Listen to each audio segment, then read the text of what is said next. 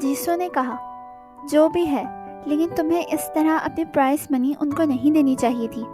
وہ پیسے تم نے اپنی محنت سے جیتے تھے۔ جن نے کہا، میرے پاس ضرورت کی سب چیزیں ہیں، اس لیے مجھے ویسے بھی ان پیسوں کی کوئی ضرورت نہیں تھی۔ یہ سب کچھ کہہ کر جن وہاں سے چلا گیا۔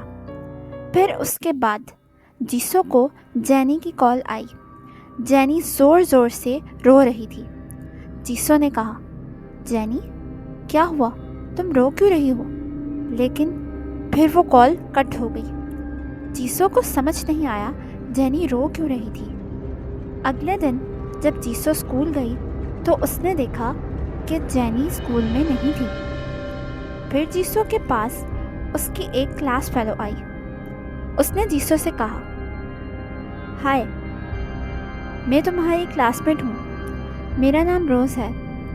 جیسو نے کہا، ہائے روز، تم سے مل کر اچھا لگا۔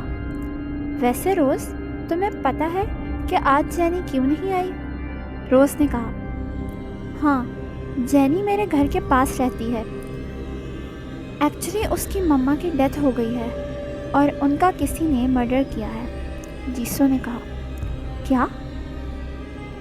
روز نے کہا، جیسو، تمہیں اسکول میں آنے سے پہلے جینی ہماری کلاس میں نیو اسٹوڈنٹ تھی۔ تب جینی میرے ساتھ ہی بیٹھا کرتی تھی۔ وہ ہمیشہ چپ چپ سی رہتی تھی۔ جینی نے مجھے بتایا تھا کہ وہ اپنی ماما کے ساتھ بسان میں رہتی تھی۔ اس کی ماما اس سے ناراض ہو کر یہاں سیول آ گئی تھی۔ ابھی وہ کچھ مہینے پہلے ہی یہاں سیول آئی تھی کہ اس کی ماما کی ڈیتھ ہو گئی۔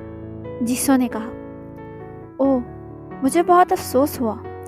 روز نے کہا، اب تو جینی کا اس دنیا میں کوئی نہیں رہا، لیکن میں نے دیکھا ہے کہ جینی تمہارے ساتھ بہت خوش رہتی ہے۔ اور ہاں، یہ میں کیسے بھول گئی، ہماری کلاس میں ایک اور لڑکی بھی ہے، لیسا۔ جینی لیسا کی بہت اچھی دوست ہے، لیکن وہ اپنے ریلیٹیوز کے پاس امریکہ گئی ہوئی ہے۔ اتنے میں ان کی کلاس میں ایک لڑکا آیا۔ روز نے کہا، کیا ہوا جوہوب؟ جوہوب نے روز کو بتایا کہ وہ پھر سے جمن کو مار رہا ہے۔ روز کو غصہ آیا اور وہ فوراً بیسمنٹ کی طرف گئی اور جیسو بھی اس کے پیچھے پیچھے چلی گئی۔ اس نے دیکھا کہ ایک لڑکا جمن کو مار رہا تھا۔ روز نے کہا، شوگا، تمہارا مسئلہ کیا ہے؟ تم جمن کو کیوں مارتے رہتے ہو؟ شوگا نے کہا، کیونکہ مجھے مزہ آتا ہے۔ پھر وہاں ایک اور لڑکا آیا۔ اس نے شوگا سے کہا، شوگا، تمہاری ہمت کیسے ہوئی میرے دوست کو ہاتھ لگانے کی؟ اور شوگا فوراً وہاں سے چلا گیا۔ جیسو بہت حیران ہو گئی۔ جیسو نے روز سے کہا، یہ کیا ہوا؟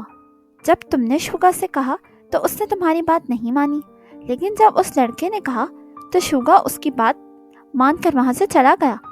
روز نے کہا، ایکچولی اس لڑکے کا نام وی ہے۔ وی ہمارے ہائی اسکول کا سب سے پاپولر اسٹوڈنٹ ہے۔ اتنی ہی دیر میں ہمارے اسکول میں ایک ڈیٹیکٹیو آیا۔ اس نے کہا، ہائے، میرا نام ڈیٹیکٹیو نامجن ہے۔ کیا آپ لوگوں میں سے مجھے کوئی بتا سکتا ہے کہ یہاں پر جیسو کون ہے؟ پھر جیسو نے کہا، ہاں، میں ہوں جیسو، آپ کو مجھ سے کیا بات کرنی ہے؟ پھر ڈیٹیکٹیو نامجن نے کہا، جیسو، آپ کو میرے ساتھ چلنا ہوگا۔ جیسو نے کہا، لیکن ہوا کیا ہے؟ ڈیٹیکٹیو نامجن نے کہا، آپ میرے ساتھ چلیں، میں آپ کو سب کچھ بتاتا ہوں۔ ڈیٹیکٹیو نامجن جیسو کو اپنے ساتھ انویسٹیگیشن روم لے گیا۔ ڈیٹیکٹیو نامجن نے کہا، مس جیسو، مجھے یہاں پر انویسٹیگیشن کے لیے مس لیسا نے بھیجا ہے۔ جیسو نے کہا، لیکن اس نے آپ کو مجھ سے انویسٹیگیشن کرنے کو کیوں کہا ہے؟